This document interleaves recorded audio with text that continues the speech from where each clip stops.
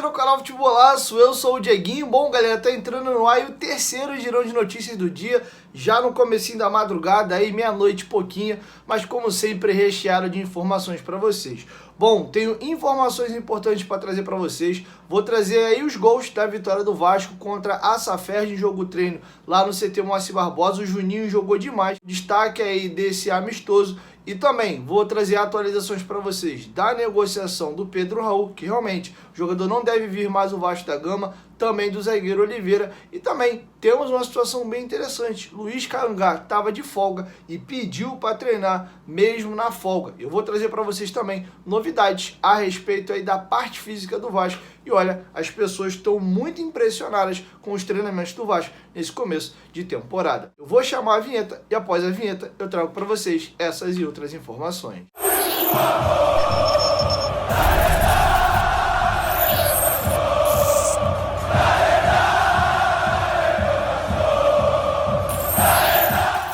Bom, galera, agora que a vinheta já rodou, vou pedir para tu deixar aquele like marotaço que ajuda a gente bastante. E claro, se for tua primeira vez aqui no canal, não esquece de se inscrever e ativar o sininho das notificações, além de seguir a gente lá no Instagram, beleza? O Vasco finalizou a sua primeira semana completa aí de treinamentos e nós temos aí ótimas impressões para trazer para vocês, tanto da parte física como também individualmente de alguns jogadores, como por exemplo situações comportamentais. O equatoriano Luiz Cangá, que tem um contrato de apenas 3 meses aí com o Vasco da Gama, ficou fora dos primeiros dias ali de avaliações físicas mediante a situação da Covid. Ficou preso lá no Equador para poder cumprir a quarentena e se reapresentou depois dos companheiros. Hoje, por exemplo, pela programação que foi feita para os jogadores, ele estaria de folga. Só era para ter ido no CT hoje Matheus Barbosa, que foi anunciado recentemente, e também John Sanches, que estava isolado pela Covid e retornou aos treinamentos.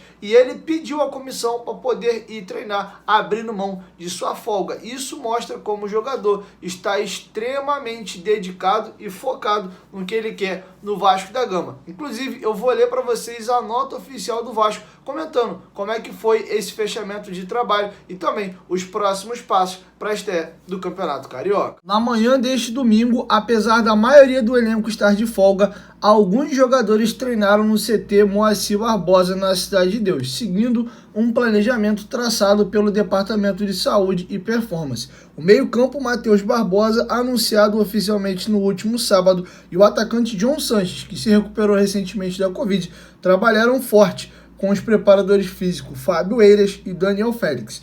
Outro que o suou a camisa foi o zagueiro Luiz Cangá, para recuperar o tempo perdido pela ausência nos trabalhos da primeira semana. O equatoriano conversou com a comissão técnica, abriu mão da folga e participou das atividades que estavam programadas apenas para os dois companheiros. Além dos 3 jogadores, toda a comissão técnica Cruz Maltina também compareceu ao CT Moacir Barbosa. Ela estava reunida traçando os próximos passos do Gigante da Colina, até a estreia no Campeonato Carioca diante do Volta Redonda no próximo dia 26, às 19 horas, no estádio Raulino de Oliveira, em Volta Redonda. Bom, galera, e para complementar isso que eu falei para vocês a respeito da parte física e comportamental dos atletas, eu vou deixar com vocês um depoimento importante do nosso preparador físico, Fábio Eiras, comentando como é que foi essa semana de treinamento. E segundo ele disse, eles tiveram até que pedir os jogadores para dar uma segurada, porque eles mesmos estavam querendo trabalhar um pouco a mais. Então ele vai comentar como é que está o ambiente entre os jogadores e até um pouco a questão de estrutura do Vasco dentro do centro de treinamento. A gente encontra um grupo motivado, querendo trabalhar, querendo mostrar e se empenhando, às vezes querendo até um pouco mais. A gente encontrou tudo que a gente precisava para desenvolver um trabalho nessa primeira semana.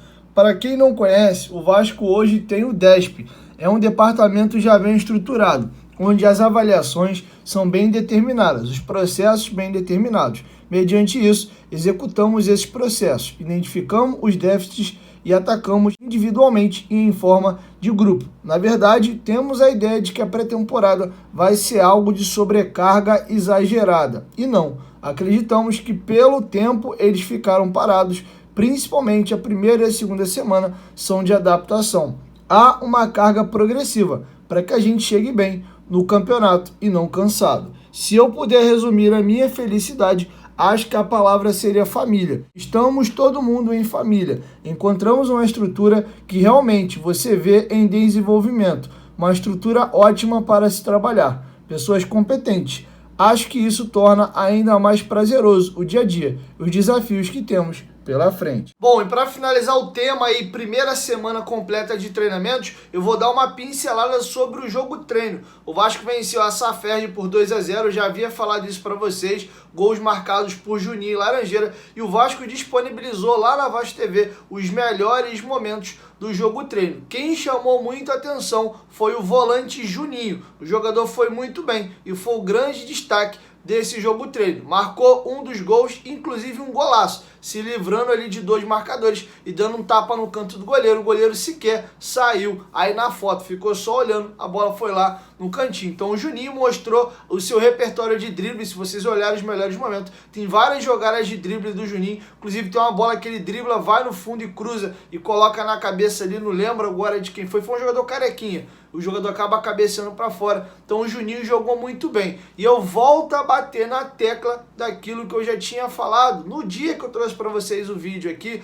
a respeito da proposta que o Vasco recebeu dos Emirados Árabes Unidos por $400 mil por 50% do passe. O Vasco recusou, fez uma proposta de $1 milhão e eu disse que a proposta de $1 milhão era ridícula. E eu vou reiterar o que eu disse no outro vídeo, e até vi um inscrito aqui nos comentários falando: pô, esse Dieguinho só pode estar de sacanagem, esse moleque é maluco. Como é que ele diz que a qualidade técnica do Juninho é indiscutível? Eu acho que a qualidade técnica dele é indiscutível. Vocês vão ver pelo gol que eu vou colocar logo aí na sequência. O problema do Juninho, eu vou reafirmar o que eu falei no mesmo vídeo. O problema dele às vezes é foco e principalmente a parte física, que aí vai estar correlacionado ao foco também. Se ele se alimentar melhor, dormir melhor, investir em treinamentos físicos e fazer uma suplementação e se dedicar, tem que ter um período de descanso também, dormir bem, etc. Ele tem tudo para explodir, ele é muito habilidoso e ele é um jogador que, apesar, é até contraditório, né? Apesar dele ter problema físico, é porque ele cansa rápido,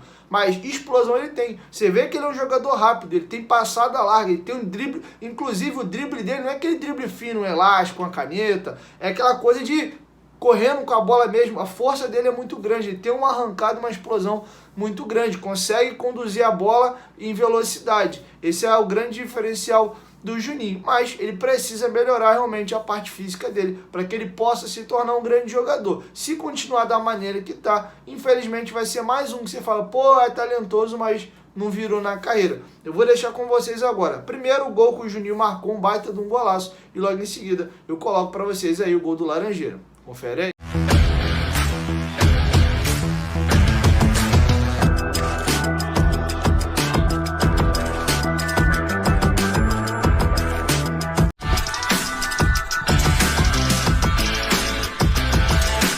Bom, galera, agora vamos falar de negociações. Primeiro Pedro Raul e logo em seguida eu falo do zagueiro Oliveira, beleza? O Globoesporte.com trouxe com um pouco mais de detalhes a situação do atacante Pedro Raul. Realmente parece que as negociações serão encerradas. Caso não ocorra uma grande reviravolta, Pedro Raul não virá mais ao Vasco da Gama e eu vou trazer para vocês qual é o motivo segundo o Globoesporte.com. Tá pegando, não é nem o valor que o Vasco ofereceu pelo empréstimo. O que está realmente pegando e o Vasco não aceitou em hipótese alguma é uma cláusula que o Kashima Reysol colocou da seguinte maneira: caso chegue alguma proposta de compra pelo jogador, o Vasco seria obrigado a liberá-lo. O Vasco vê essa cláusula como prejudicial, porque caso o jogador esteja rendendo bem, o Vasco no meio do ano vai ter que se virar para correr atrás de um atacante. E a gente está vendo como é difícil contratar um 9. Até agora o Vasco não conseguiu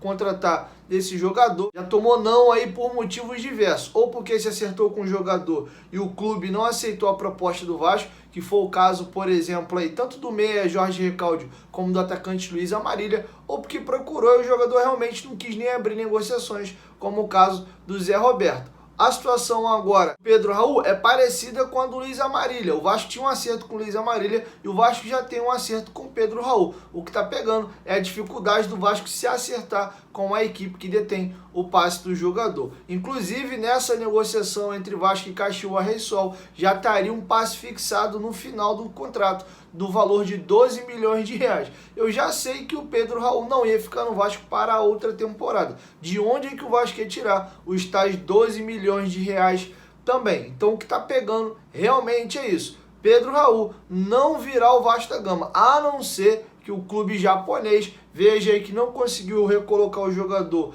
em outro clube, e aí como eles também não têm interesse de permanecer com o jogador para essa temporada, e o Pedro Raul tem preferência de vir para o Vasco e voltar ao Rio de Janeiro, aí a negociação pode sofrer uma reviravolta e o jogador virou o Vasco da Gama. Mas nesse momento as negociações estão praticamente encerradas, porque os japoneses não abrem mão dessa cláusula, eles querem na verdade usar um clube aí de bucha, de vitrine, ó.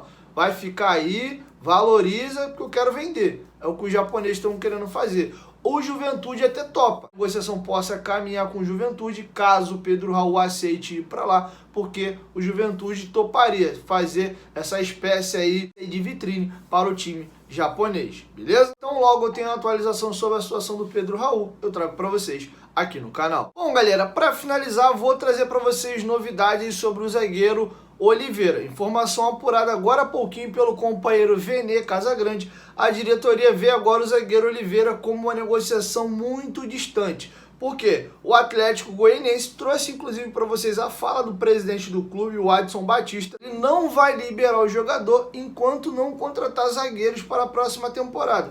Inclusive o Atlético Goianiense está precisando de zagueiro nesse momento. Eles têm 2 ou 3 zagueiros no plantel. Então, em hipótese alguma, eles vão liberar o Oliveira antes que eles consigam contratar novos jogadores. O jogador quer sair do Atlético Goianiense de qualquer maneira. Inclusive, até coloquei para vocês a fala um pouco mal criada aí do Oliveira para o presidente, dizendo que a paciência dele tinha chegado no limite, que ele queria sair do clube, mas o Atlético Goianiense disse que não libera enquanto não contratar novos zagueiros. O Vasco também não vai ficar esperando o Atlético Goianiense contratar mais 2, 3 zagueiros aí para poder esperar o Oliveira. Inclusive o Cruzeiro também tem interesse na contratação do defensor. Então o Vasco vai ao mercado atrás de um novo zagueiro. A mesma situação do Pedro Raul. Se não acontecer uma grande reviravolta, Oliveira não vem mais para o Vasco da Gama, pelo menos nesse momento, beleza? Bom, galera, é isso. Essas eram as informações que eu tinha para trazer para vocês nesse vídeo. E amanhã, na hora do almoço, aí meio-dia e 45,